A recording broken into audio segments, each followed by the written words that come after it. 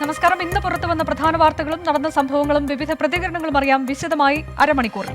ഇന്നത്തെ പ്രധാന വാർത്തകൾ ആരംഭിക്കുന്നു. സ്വാഗതം.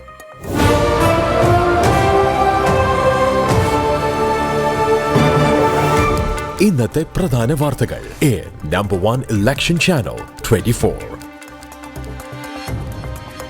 തമിഴ്നാട് രാഷ്ട്രീയത്തിൽ അപ്രതീക്ഷിത വഴിത്തിരിവ്. രാഷ്ട്രീയം അവസാനിപ്പിക്കുന്നുവെന്ന് വി കെ ശശികല. തീരുമാനം പ്രവർത്തകരിൽ ഐക്യമില്ലാത്തതിനെ തുടർന്നെന്ന് വിശദീകരണം. ഒറ്റക്കെട്ടായി നിന്ന് DMK പരാജയപ്പെടുത്തണമെന്ന ആഹ്വാനം. നിർണായക നീക്കം. തെരഞ്ഞെടുപ്പിന് 1 മാസം മാത്രം ശേഷിക്കും. കിഫ്ബിക്കെതിരെ കേസെടുത്ത എൻഫോഴ്സ്മെന്റ് നടപടിയെ വിമർശിച്ച മുഖ്യമന്ത്രി. നടപടി പെരുമാറ്റച്ചട്ടത്തിന്റെ ലംഘനം. തെരഞ്ഞെടുപ്പ് കമ്മീഷന് പരാതി നൽകി. ED നീക്കം രാഷ്ട്രീയ പ്രേരിതമെന്നും മുഖ്യമന്ത്രി. കിഫ്ബി CEOയെ ചോദ്യം ചെയ്യാൻ വിളിപ്പിച്ച എൻഫോഴ്സ്മെന്റ് ഡയറക്ടറേറ്റ്. പ്രതിപക്ഷത്തെ സഹായിക്കാൻ കേന്ദ്ര ധനമന്ത്രി EDയെ കളത്തിലിറക്കിയെന്ന് ഡോക്ടർ TM തോമസ് ഐസക്. വിരട്ടാനാണെങ്കിൽ വേണ്ടെന്നും മുട്ടാനാണെങ്കിൽ തയ്യാറെന്നും ധനമന്ത്രി. പക്ഷെ ഭീഷണിപ്പെടുത്തൽ ഉദ്യോഗസ്ഥരാണ് വഴിയെങ്കിൽ ഇത് വടക്കേന്ത്യയിലെ കോൺഗ്രസ് നേതാക്കന്മാരൊന്നും അല്ലട്ടോ കേരളം ഭരിക്കുന്നത്. അങ്ങനെ ഹരസ്മെന്റും ഭീഷണിക്കും എതിരായിട്ട് ഇവിടുത്തെ ഉദ്യോഗസ്ഥന്മാരെ സംരക്ഷിക്കാനായിട്ട് ഈ സർക്കാരിന് കഴിയുന്നു. ഇവിടെ നിയമപാലനത്തിന് പോലീസുണ്ട്. അങ്ങനെ സംസ്ഥാനമായിട്ട് ഏറ്റുമുട്ടലിനാണ് കേന്ദ്ര സർക്കാർ കോപ്പ് കൂട്ടുന്നതെങ്കിൽ പേടിച്ചൊന്നും പിന്മാറാൻ തീരുമാനിച്ചിട്ടില്ല. മൻമോഹൻ സിംഗിന്റെ ഇന്ത്യയല്ല നരേന്ദ്രമോദിയുടെ ഇന്ത്യയാണെന്ന് തോമസ് ഐസക് ഓർക്കണമെന്ന് BJP സംസ്ഥാന അധ്യക്ഷൻ K സുരേന്ദ്രൻ. തോമസ് ഐസക് ഇതെന്താ വെള്ളരിക്കപ്പെട്ടനാണ്? അഴിമതി നടത്തുക, ഫെമ ലംഘിക്കുക, കേസ് വരുമ്പോൾ ഏത് ജനങ്ങളെ ഉപയോഗിച്ച് നേരിടുന്നതാണ്? ജനങ്ങളെന്ന CPMന്റെ പോക്കറ്റിൽ മാത്രമുള്ളതാണോ? ബാക്കിയൊന്നും ജനങ്ങളില്ലേ? അത്തരം ധിക്കാരപരമായ സമീപനങ്ങൾ കേരളത്തിന് നല്ലതല്ല. അഴിമതി നടത്തുക, നിയമം ലംഘിക്കുക, എന്നിട്ട് ജനങ്ങളെ സംഘടിപ്പിച്ച് നേരിടുക എന്ന് പറഞ്ഞാൽ അതൊന്നും ഇവിടെ നടക്കില്ല. ഇത് മോദിയുടെ ഇന്ത്യയാണ്, മൻമോഹൻ സിംഗിന്റെ ഇന്ത്യയല്ല. ചങ്ങനാശ്ശേരി കാഞ്ഞിരപ്പള്ളി സീറ്റുകളെ ചൊല്ലി LDFൽ തർക്കം. 2 മണ്ഡലങ്ങളും വിട്ടുതരാൻ കഴിയില്ലെന്ന് കേരള കോൺഗ്രസ് M. കാഞ്ഞിരപ്പള്ളിക്ക് പകരം ചങ്ങനാശ്ശേരി വേണമെന്ന് CPI. ചർച്ചകളിൽ സംതൃപ്തിയുണ്ടെന്നും ഇനിയും ചർച്ച വേണ്ടിവരുമെന്നും ജോസ് കെ മാണി. പരമ്പരാഗതമായ കേരള കോൺഗ്രസ് പാർട്ടിക്ക് സ്വാധീനവും ഒക്കെ പിന്തുണയുള്ള പ്രദേശങ്ങളിൽ ഞങ്ങൾ ഐഡൻറ്റിഫൈ ചെയ്ത് കൊടുത്തിട്ടുണ്ട്. അപ്പോൾ ഇതുമായി ബന്ധപ്പെട്ട ചർച്ചകളൊക്കെ നടന്നു. ഏതാണ്ടൊക്കെ ഒരു ഷേപ്പിലേക്കാവുന്നു. പക്ഷേ ഒരു ഘട്ടം കൂടെ ചർച്ച വേണ്ടി വരും. ഏതൊക്കെയായാലും ആകെ തുക നോക്കുമ്പോൾ ഞങ്ങൾ വളരെ സംതൃപ്തരാണ്. അതിൽ ചങ്ങനാശ്ശേരി ഉണ്ടോ? ഞാൻ പറഞ്ഞല്ലോ, ഞങ്ങൾ പരമ്പരാഗതമായി മത്സരിച്ച സീറ്റുകളിലെല്ലാം ഞങ്ങൾ അത് ആവശ്യപ്പെട്ടു. CPIM സ്ഥാനാർത്ഥികളെ ഈ മാസം 10-ന് പ്രഖ്യാപിക്കും. മന്ത്രി കടകംപള്ളി സുരേന്ദ്രൻ കഴക്കൂട്ടത്ത് നിന്ന് വീണ്ടും മത്സരിച്ചേക്കും. നേമത്ത് V ശിവൻകുട്ടിയും വട്ടിയൂർക്കാവിൽ VK പ്രശാന്തും പരിഗണനയിൽ. കോട്ടയത്ത് അഡ്വക്കേറ്റ് K അനിൽകുമാറിനും പുതുപ്പള്ളിയിൽ ജെയ്ക് C തോമസിനും സാധ്യത. കോഴിക്കോട് നോർത്തിൽ സംവിധായകൻ രഞ്ജിത്ത് സ്ഥാനാർത്ഥിയായേക്കില്ല. A പ്രദീപ് കുമാറിന് ഇളവ് നൽകണമെന്നാവശ്യം. പേരാമ്പ്രയിൽ മന്ത്രി TP രാമകൃഷ്ണൻ വീണ്ടും ജനവിധി തേടിയേക്കും. ഭാര്യയുടെ സ്ഥാനാർത്ഥിത്വം സംബന്ധിച്ച് ചില കേന്ദ്രങ്ങൾ കള്ളവാർത്ത പ്രചരിപ്പിക്കുന്നുവെന്ന് മന്ത്രി AK ബാലൻ. പാർട്ടിയുമായി ബന്ധപ്പെട്ടുകൊണ്ട് ജനാധിപത്യ പ്രക്രിയ പൂർത്തീകരിച്ച് സ്ഥാനാർത്ഥി നിർണയം ഡിക്ലെയർ ചെയ്യൂ. ആ സമയത്ത് മാത്രമേ അക്കാര്യത്തെ സംബന്ധിച്ചിട്ട് പറയൂ. ഡോക്ടർ ജമീലെ സംബന്ധിച്ച് സ്ഥാനാർത്ഥി നിർണയവുമായി ബന്ധപ്പെട്ട ഒരു ചർച്ചയും നടന്നിട്ടില്ല. ആ ചോദ്യത്തിന് പ്രസക്തിയില്ല. ഇതുമായി ബന്ധപ്പെട്ടുകൊണ്ട് നിങ്ങൾ പുറത്തുവിട്ടൊരു വാർത്തയുണ്ട്. അത് അസത്യജടിലവും കൺകോട്ടറ്റായി കൃത്രിമമായിട്ട് ഉണ്ടാക്കിയത്. ബാക്കി സ്ഥാനാർത്ഥി നിർണയവുമായി ബന്ധപ്പെട്ടുകൊണ്ട് 10-ാം തീയതി മാത്രമേ ഞങ്ങൾ പ്രഖ്യാപിക്കൂ. അതിൻ്റെ ഇടയിലുള്ള പ്രക്രിയയിൽ പലരെയും പേര് വരും. മത്സരിക്കുന്ന കാര്യത്തിൽ പ്രതികരിക്കാതെ മന്ത്രി EP ജയരാജൻ. CPI സ്ഥാനാർത്ഥികളുടെ കാര്യത്തിൽ ഈ മാസം 9-ന് അന്തിമ രൂപമാകും. ആഫ്രിക്കയിൽ നിന്ന് ഈ മാസം 11-ന് മണ്ഡലത്തിൽ തിരികെ എത്തുമെന്ന് നിലമ്പൂരിൽ പരിഗണിക്കുന്ന PV അൻവർ MLA. 10-ാം തീയതിയോടുകൂടി ഇവിടുന്ന് പുറപ്പെട്ട് 11-ാം തീയതിയോടുകൂടി നാട്ടിലെത്തും എന്ന വിവരം അറിയിക്കുകയാണ്.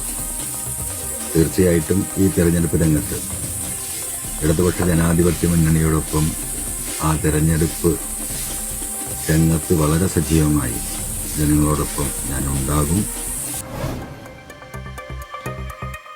UDFൽ ജോസഫ് വിഭാഗവുമായുള്ള സീറ്റ് വിഭജനത്തിൽ തർക്കം തുടരുന്നു. ഏറ്റുമാനൂർ വിട്ടു നൽകാനാകില്ലെന്ന് ജോസഫ് വിഭാഗം. പേരാമ്പ്ര കോൺഗ്രസ് ഏറ്റെടുത്താൽ പകരം തിരുവമ്പാടി വേണമെന്ന ആവശ്യം. UDF സീറ്റ് വിഭജനം നാളെയോടുകൂടി പൂർത്തിയാക്കുമെന്ന് പ്രതിപക്ഷ നേതാവ് രമേശ് ചെന്നിത്തല. UDFന്റെ സീറ്റ് വിഭജനം അന്തിമഘട്ടത്തിലാണ്. ഞങ്ങൾ ഇന്ന് കുറച്ചുകൂടി ചർച്ച ആവശ്യമുണ്ട്. ഇന്ന് നാളെയുമായിട്ട് അത് പൂർത്തീകരിക്കും.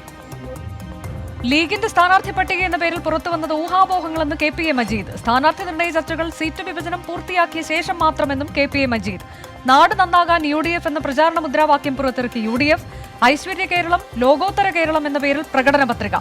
അഴിമതി പ്രധാന പ്രചാരണ വിഷയമാക്കും. സർക്കാർ സർവ്വമേഖലയിലും പരാജയപ്പെട്ടെന്ന് പ്രതിപക്ഷ നേതാവ്. ഞങ്ങളുടെ പ്രചരണ വാചകം ഞങ്ങൾ പ്രഖ്യാപിക്കുന്ന പുതിയ പദ്ധതികളോടൊപ്പം ഓരോന്നിനോടുമൊപ്പം വാക്ക് പാലിക്കുന്നു UDF എന്ന വാചകം കൂടിയുണ്ട്. അതെ, വാക്ക് നൽകുന്നു UDF എന്ന വാചകം കൂടിയുണ്ട്. സംശുദ്ധം സദ്ഭരണം എന്നതാണ് ഞങ്ങളുടെ ലക്ഷ്യം. ഐശ്വര്യ കേരളത്തിനായി വോട്ട് ചെയ്യാം UDFന് എന്നാണ് ഞങ്ങളുടെ അഭ്യർത്ഥന. സീറ്റ് വിഭജനത്തിനായുള്ള NDA ഉഭയകക്ഷി ചർച്ച പൂർത്തിയായി. സംഘടനാ ദൗർബല്യം കാരണം കഴിഞ്ഞ തവണ മത്സരിച്ച 37 സീറ്റുകൾ വേണ്ടെന്ന് ഉഭയകക്ഷി ചർച്ചയിൽ BDJS. മത്സരരംഗത്തുണ്ടാകില്ലെന്നും തുഷാർ വെള്ളാപ്പള്ളി. സീറ്റിൻ്റെ എണ്ണത്തിൽ ഫൈനലായിട്ട് ഞാൻ സാറിന് ആയിട്ടില്ല. ഞങ്ങളെല്ലാം വളരെ ഫ്രൂട്ട്ഫുൾ ആയിട്ടുള്ള ഡിസ്കഷൻ ആയിരുന്നു. ഫൈനലൈസേഷൻ ലിസ്റ്റ് എല്ലാം പ്രഖ്യാപിക്കുന്ന ബാക്കിയുള്ള ഘടകകക്ഷികളുടെ കൂടെ ചർച്ച കഴിഞ്ഞ ശേഷം മാത്രമേ ഡിക്ലെയർ ചെയ്യൂ. ഞങ്ങൾ നേരത്തെ തന്നെ പറഞ്ഞിട്ടുണ്ട്, ഞങ്ങൾ കഴിഞ്ഞ പ്രാവശ്യം മത്സരിച്ച 37 സീറ്റിലാണ്. അത്രയും സീറ്റുകൾ ഞങ്ങൾക്ക് വേണ്ട എന്ന് ഞങ്ങൾ നേരത്തെ തന്നെ പറഞ്ഞിരുന്നു. കാരണം ചില സ്ഥലങ്ങളിൽ ഞങ്ങളുടെ സംഘടനാ സംവിധാനങ്ങൾ ശക്തമല്ലാത്ത മലബാറിൽ ഉൾപ്പെടെയുള്ള ചില സ്ഥലങ്ങളിൽ എടുത്തിരുന്നു. ആ സീറ്റുകൾ ഞങ്ങൾക്ക് പുതിയ ഘടകകക്ഷികൾ വരുന്നതുകൊണ്ട് അവർക്ക് കൊടുക്കാൻ വേണ്ടി നേരത്തെ തന്നെ ഞങ്ങൾ പറഞ്ഞിട്ടുള്ളതാണ്. 16 സീറ്റുകൾ വേണമെന്ന ആവശ്യം കേരള കോൺഗ്രസ് PC തോമസ് വിഭാഗം നേതൃത്വത്തെ അറിയിച്ചു. ഞങ്ങളൊരു 16 സീറ്റോളം ചോദിച്ചു. കേരളത്തിലെമ്പാടുമുള്ള ഞങ്ങൾക്ക് സ്വാധീനമുള്ളതും ഞങ്ങൾക്ക് പ്രൊജക്റ്റ് ചെയ്യാവുന്ന നല്ല സ്ഥാനാർത്ഥികളെ കണ്ടും ഒക്കെയാണ് അങ്ങനെ ചോദിച്ചിരിക്കുന്നത്. വിട്ടുവീഴ്ചയുടെ അടിസ്ഥാനത്തിലെ മുന്നോട്ട് പോകാൻ കഴിയുമെന്ന് NDA കൺവീനർ PK കൃഷ്ണദാസ്. അഭിപ്രായങ്ങൾ BJP കോർ കമ്മിറ്റിയിൽ ചർച്ച ചെയ്ത് അന്തിമ തീരുമാനമെടുക്കുമെന്നും PK കൃഷ്ണദാസ്. വിട്ടുവീഴ്ചയുടെ അടിസ്ഥാനത്തിൽ മാത്രമേ മുന്നണി സംവിധാനം മുന്നോട്ട് കൊണ്ടുപോകാൻ സാധിക്കൂ. BJP മത്സരിക്കുന്ന സീറ്റുകളിൽ ഘടകകക്ഷികൾക്ക് സ്വാധീനമുണ്ട്, ഘടകകക്ഷികൾ മത്സരിക്കുന്ന സീറ്റിൽ BJPക്ക് സ്വാധീനമുണ്ട്. ഇതൊരു പരസ്പരമായ ഒരു സഹകരണത്തിന്റെ അടിസ്ഥാനത്തിലാണ് മുന്നണി സംവിധാനം മുന്നോട്ട് പോകുന്നത്. ശോഭാ സുരേന്ദ്രനെ ഉൾപ്പെടുത്താതെ BJPയുടെ സംസ്ഥാന തെരഞ്ഞെടുപ്പ് കമ്മിറ്റി പ്രഖ്യാപിച്ചു. മുതിർന്ന നേതാക്കളും പുതുതായി പാർട്ടിയിലെത്തിയ E. ശ്രീധരനും 16-അംഗ കമ്മിറ്റിയിൽ ഇടം പിടിച്ചു. മഹിളാ മോർച്ച നേതാവ് നിവേദിത മാത്രമാണ് ഏക വനിതാ പ്രതിനിധി. കള്ളപ്പണം വെളുപ്പിച്ചെന്ന പരാതിയിൽ VK ഇബ്രാഹിം കുഞ്ഞിന് EDയുടെ നോട്ടീസ്. ഈ മാസം 22-ന് ചോദ്യം ചെയ്യലിന് ഹാജരാകാൻ നിർദ്ദേശം. ജാമ്യം നേടാൻ കോടതിയെ കബളിപ്പിച്ചോ എന്ന് VK ഇബ്രാഹിം കുഞ്ഞിനോട് ഹൈക്കോടതി. പൊതുവേദികളിൽ മുൻമന്ത്രിയെ കണ്ടെന്നും പരാമർശം. ജാമ്യ വ്യവസ്ഥയിൽ ഇളവ് നൽകരുതെന്ന് സംസ്ഥാന സർക്കാർ. ആരോഗ്യ പ്രശ്നങ്ങൾ ചൂണ്ടിക്കാട്ടി ജാമ്യം നേടിയ MLA പൊതുവേദികളിൽ സജീവമെന്നും പ്രോസിക്യൂഷൻ. ജാമ്യ വ്യവസ്ഥയിൽ ഇളവ് തേടി സമർപ്പിച്ച ഹർജി VK ഇബ്രാഹിം കുഞ്ഞ് പിൻവലിച്ചു. ആഴക്കടൽ മത്സ്യബന്ധന വിവാദത്തിൽ പ്രതിപക്ഷ നേതാവിനെ വെല്ലുവിളിച്ച് മന്ത്രി J. മേഴ്സിക്കുട്ടിയമ്മ. ആഴക്കടൽ മത്സ്യബന്ധനവുമായി ബന്ധപ്പെട്ട് ഫിഷറീസ് വകുപ്പ് ഏതെങ്കിലും ഫയലിൽ തീരുമാനമെടുത്തിട്ടുണ്ടെങ്കിൽ തെളിവ് ഹാജരാക്കാൻ 24-ന് അനുവദിച്ച പ്രത്യേക അഭിമുഖത്തിൽ മേഴ്സിക്കുട്ടിയമ്മ പറഞ്ഞു. പ്രതിപക്ഷ നേതാവിന്റേത് രാഷ്ട്രീയ ഗൂഢാലോചനയാണെന്നും സർക്കാർ നയങ്ങളെക്കുറിച്ച് ധാരണയില്ലാതെ N. പ്രശാന്ത് പ്രവർത്തിച്ചത് അസാധാരണമെന്നും ഫിഷറീസ് മന്ത്രി. ഞാൻ പ്രതിപക്ഷ നേതാവിനോട് വിനയപൂർവ്വം ചോദിച്ചു, ഞാൻ വെല്ലുവിളി ഏറ്റെടുത്തു അങ്ങയുടേത്. നിങ്ങൾക്ക് എന്ത് ആ എല്ലാ രേഖയും കയ്യിലുണ്ട്, എനിക്ക് ഇന്ന നമ്പർ ഇന്ന ഫയൽ എന്നൊക്കെ പുറത്തുവിട്ടല്ലോ, അതിനകത്ത് വേറെ ഉണ്ട് പുറത്തുവിട്.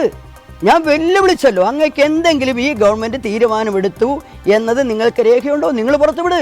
പ്രതിപക്ഷ നേതാവല്ലേ പറയുന്നത് ഉണ്ട് ഉണ്ട് എന്ന് പുറത്തുവിട്ടെ. നമുക്കിപ്പോൾ ഇല്ലാത്ത കാര്യം പുറത്തുവിടാൻ പറ്റുമോ? CPIM-ഉം RSS-ഉം തമ്മിലുള്ള സമാധാന ചർച്ചയ്ക്ക് മധ്യസ്ഥത വഹിച്ചിരുന്നുവെന്ന് ശ്രീ M.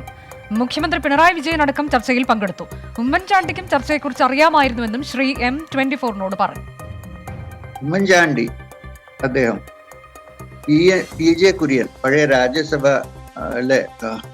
കോൺഗ്രസ്സിൽ വേറെ പലരും എന്നെ നന്നായിട്ട് അറിയും, ഞാൻ ഒരിക്കലും ഇങ്ങനൊരു കാര്യം ചെയ്യില്ല എന്ന് അവർക്കറിയാം. ഇത് പീസിന് വേണ്ടി മാത്രമാണ് ഞാൻ പ്രവർത്തിക്കുക, എനിക്കിതിനകത്ത് പൊളിറ്റിക്കൽ ലിങ്ക് ഇല്ല, ഒക്കെ അവർക്കറിയാം. ചർച്ചയെ RSS ബാന്ധവമായി ചിത്രീകരിക്കുന്നത് ദുരുദ്ദേശപരമാണെന്ന് CPIM സംസ്ഥാന കമ്മിറ്റി അംഗം P. ജയരാജൻ. CM മുൻകൈയെടുത്തും അത്തരം ചർച്ചകൾ നടന്നിട്ടുണ്ട്. അദ്ദേഹം മുൻകൈയെടുത്ത് നടത്തിയിട്ടുള്ള ചർച്ചയെ അത് CPM RSS ബാന്ധവമായിട്ട് ചിത്രീകരിക്കുന്നത് ദുഷ്ടലാക്കോടുകൂടിയാണ്. ഇങ്ങനെ ചിത്രീകരിക്കുന്നത് ജമാഅത്തെ ഇസ്ലാമി പോലെയുള്ള ഇസ്ലാമിക മതമൗലികവാദ ശക്തികളാണ്. CPIM BJP രഹസ്യ ബാന്ധവത്തിന് വാതിൽ തുറന്നതിനുള്ള ഉപകാര സ്മരണയായാണ് സർക്കാർ ശ്രീ എമ്മിന് ഭൂമി നൽകിയതെന്ന് പ്രതിപക്ഷ നേതാവ് രമേശ് ചെന്നിത്തല. വയനാട് കോൺഗ്രസിൽ വീണ്ടും പ്രതിസന്ധി. KPCC secretary MS Viswanathan party വിട്ട് CPIM-ൽ ചേർന്നു. രാജിയിലേക്ക് നയിച്ചത് ബത്തേരി സീറ്റ് സംബന്ധിച്ച തർക്കം. KPCC നേതൃത്വത്തിന്റെ അവഗണനയിൽ പ്രതിഷേധിച്ചാണ് രാജിയെന്ന് MS വിശ്വനാഥൻ 24-നോട്. ഈ അവഗണന വരുമ്പോഴാണല്ലോ നമ്മൾ നിലപാടുകൾ സ്വീകരിക്കുന്നത്. അപ്പോൾ അതിൽ ഒരു കടുത്ത ഒരു അതൃപ്തി ഉണ്ട് എനിക്ക് നേതൃത്വത്തിനോട്. രണ്ട് സമയത്തും നേതൃത്വം വളരെ യാതൊരുവിധ ചർച്ചയും നടത്താതെ ഒരു പാടെ അവഗണിക്കുന്ന രീതിയിലായിരുന്നു അത് മുന്നോട്ട് പോയത്. അപ്പോൾ ഇത്തവണ വന്നപ്പോൾ അത് മനസ്സിലാക്കിക്കൊണ്ട് ഞാൻ പറഞ്ഞു ഇത്തവണയെങ്കിലും ഞങ്ങൾ പരിഗണിക്കണമെന്ന് പറഞ്ഞു. അപ്പോൾ കഴിഞ്ഞ തവണ പറഞ്ഞു ഇത്തവണ പരിഗണിക്കാമെന്ന് പറഞ്ഞിട്ട് പോലും അതിനെക്കുറിച്ച് യാതൊരുവിധ ഒരു മൈൻഡും ഇല്ലാതെ ഒരു പുറംകാല് വെച്ച് തൊഴിച്ച് മാറ്റുന്ന ഒരു സമീപനവുമായി വന്നപ്പോഴാണ് ഞാൻ രാജി സമർപ്പിച്ചത്. വിശ്വനാഥന്റെ CPIM പ്രവേശനത്തിൽ പ്രതിഷേധിച്ച് പുൽപ്പള്ളി ഏരിയ കമ്മിറ്റി അംഗവും ആദിവാസി ക്ഷേമ സമിതി സംസ്ഥാന സെക്രട്ടറിയുമായ EA ശങ്കരൻ പാർട്ടി വിട്ട് കോൺഗ്രസിൽ ചേർന്നു. ആദിവാസി നേതാവെന്ന നിലയിൽ സർക്കാരിൽ നിന്ന് തികഞ്ഞ അവഗണന മാത്രമാണ് ലഭിച്ചതെന്ന് EA ശങ്കരൻ. DCC ആസ്ഥാനത്ത് IC ബാലകൃഷ്ണൻ ശങ്കരന് മെമ്പർഷിപ്പ് കൈമാറി. മുഖ്യമന്ത്രി പിണറായി വിജയൻ കോവിഡ് വാക്സിൻ സ്വീകരിച്ചു. ഭാര്യ കമലയ്ക്കൊപ്പം തൈക്കാട് സർക്കാർ ആശുപത്രിയിലെത്തിയാണ് മുഖ്യമന്ത്രി വാക്സിൻ എടുത്തത്. വാക്സിനേഷൻ ആരും മടിക്കരുതെന്നും എല്ലാവരും സ്വയം മുന്നോട്ട് വരണമെന്നും മുഖ്യമന്ത്രി. നമ്മുടെ നാടിൻ്റെ, രാജ്യത്തിൻ്റെ, ലോകത്തിൻ്റെ അനുഭവം ശാസ്ത്രീയമാണ് വാക്സിനേഷൻ ഉണ്ടാകുക. അതിന് ഒരു തരത്തിലുള്ള അറച്ചു നിൽപ്പും ആരും കാണിക്കരുത്. അത് സമൂഹത്തോട് തന്നെ കാണിക്കുന്ന ക്രൂരതയായി പോവും അങ്ങനെ അറച്ചു നിൽക്കുന്നത്. അവരവരുടെ രക്ഷ മാത്രമല്ല സമൂഹത്തിൻ്റെ രക്ഷയും പ്രധാനമാണ്. എല്ലാവരും ഇതുമായി സഹകരിക്കണമെന്നാണ് എനിക്ക് ഈ ഘട്ടത്തിൽ അഭ്യർത്ഥിക്കാനുള്ളത്. സംസ്ഥാനത്ത് 2765 പേർക്ക് കൂടി കോവിഡ് സ്ഥിരീകരിച്ചു. കഴിഞ്ഞ 24 മണിക്കൂറിനിടെ പരിശോധിച്ചത് 59,646 സാമ്പിളുകൾ. Test positivity 4.64%. കഴിഞ്ഞ ദിവസങ്ങളിലുണ്ടായ 15 മരണം കോവിഡ് മൂലമാണെന്ന് സ്ഥിരീകരിച്ചതോടെ ആകെ കോവിഡ് മരണം 4241 കോവിൻ പോർട്ടലിന്റെ തകരാർ പരിഹരിക്കാൻ 4 ദിവസം വേണ്ടിവരുമെന്ന് ആരോഗ്യ മന്ത്രാലയം. ഇതുവരെ 50 ലക്ഷത്തിലധികം ആളുകൾ പോർട്ടലിൽ രജിസ്റ്റർ ചെയ്തു. രാജ്യത്ത് കോവിഡ് വാക്സിനേഷന്റെ 2ാം ഘട്ടം പുരോഗമിക്കുന്നു. ഇന്ന് രാഷ്ട്രപതി രാംനാഥ് കോവിന്ദ് വാക്സിൻ സ്വീകരിച്ചു. കോവാക്സിന്റെ 3ാം ഘട്ടം പരീക്ഷണത്തിൽ വാക്സിൻ 81% ഫലപ്രദമെന്ന് ഭാരത് ബയോടെക് അറിയിച്ചു. 25,800 പേരിലാണ് 3ാം ഘട്ടത്തിൽ പരീക്ഷണം നടത്തിയത്. കാസർഗോഡ് ബേക്കറിൽ അപകടത്തിൽപ്പെട്ട ബോട്ടിൽ നിന്ന് മത്സ്യത്തൊഴിലാളികളെ രക്ഷപ്പെടുത്തി. ബോട്ടിലുണ്ടായിരുന്നത് 5 പേർ. അപകടത്തിൽപ്പെട്ടത് മടക്കരയിൽ നിന്ന് മത്സ്യബന്ധനത്തിന് പോയ ബോട്ട് മുങ്ങിയത് കരയിൽ നിന്ന് 15 നോട്ടിക്കൽ മൈൽ അകലെ.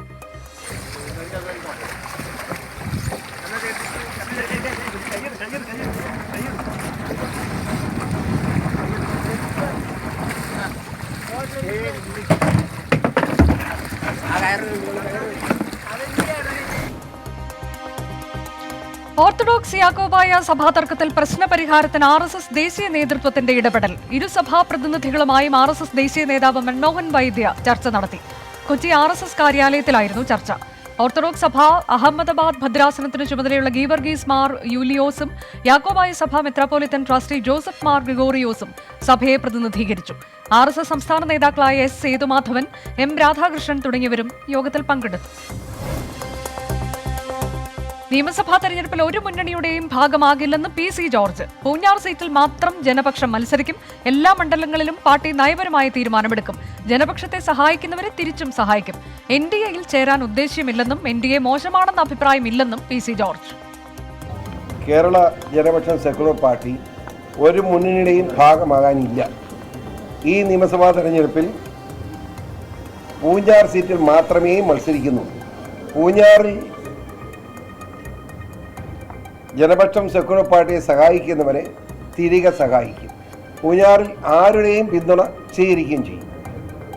139 നിയോജക മണ്ഡലത്തിലും ആര് ജയിക്കണം ആര് തോക്കണം എന്നതിനെപ്പറ്റി ഞങ്ങൾക്കൊരു വിലയിരുത്തലുണ്ടാവും. ആ വിലയിരുത്തലിൻ്റെ അടിസ്ഥാനത്തിൽ പാർട്ടി പ്രവർത്തകർ വോട്ട് ചെയ്യാനും പ്രവർത്തിക്കാനും നിർദ്ദേശം പിന്നീട് കൊടുക്കുന്നതാണ്. കൽപ്പറ്റയിൽ മത്സരിക്കാനില്ലെന്ന് MV ശ്രേയാംസ് കുമാർ MP 24-നോട്. ഇപ്പോൾ MP ആയതിനാൽ പുതിയ ആളുകൾക്ക് അവസരം നൽകും. UDF പോലെയല്ല LDF, നല്ല പരിഗണന നൽകുന്നുണ്ടെന്നും പ്രതികരണം.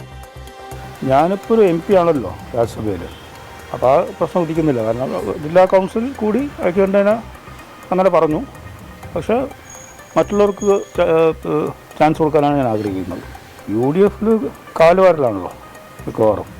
അത് LDF നടക്കില്ല. സീറ്റ് വെച്ചാൽ പൂർത്തിയായിട്ടില്ല. 3 സിറ്റിംഗ് സീറ്റുകൾ വിട്ട് വന്നിട്ടുണ്ട്. വേറെ ഞങ്ങൾ സീറ്റുകൾ ഞങ്ങൾ ചോദിച്ചിട്ടുണ്ട്. അത് കൺക്ലൂഷനിലെത്തിയിട്ടില്ല. ഈ ഗവൺമെൻറ്റിൻ്റെ പ്രവർത്തനത്തിന് വിലയിരുത്തി കഴിഞ്ഞാൽ തീർച്ചയായിട്ടും ഭരണത്തുടർച്ച ഉണ്ടാവും. കാരണം എല്ലാ മേഖലകളിലും വലിയ മുന്നേറ്റം ഉണ്ടാക്കിയിട്ടുണ്ട്.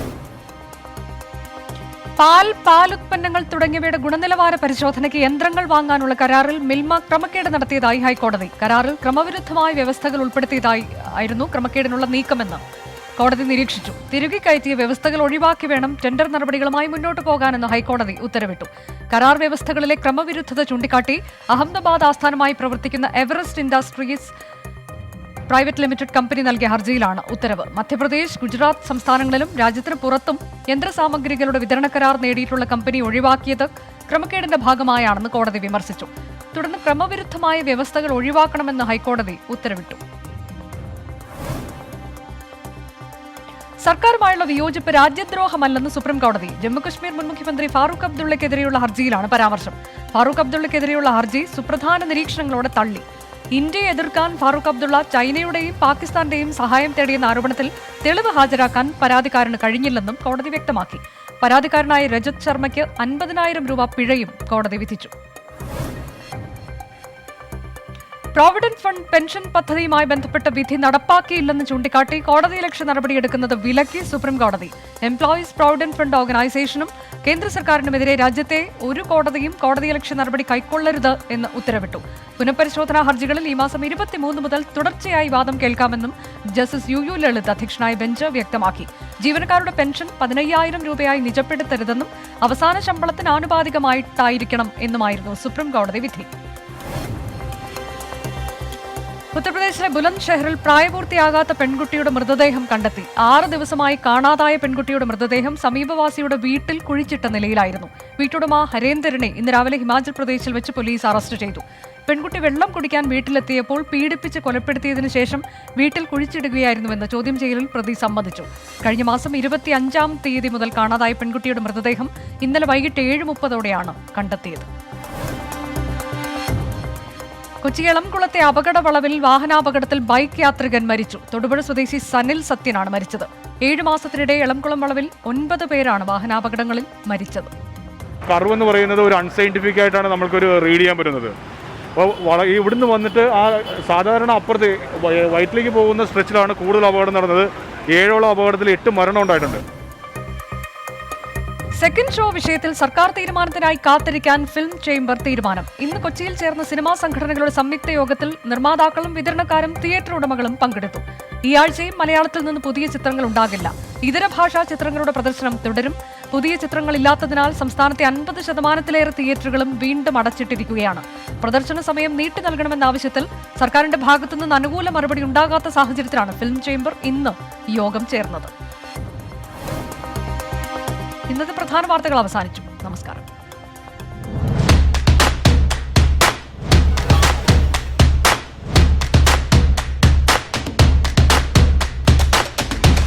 Number 1 Election Channel 24.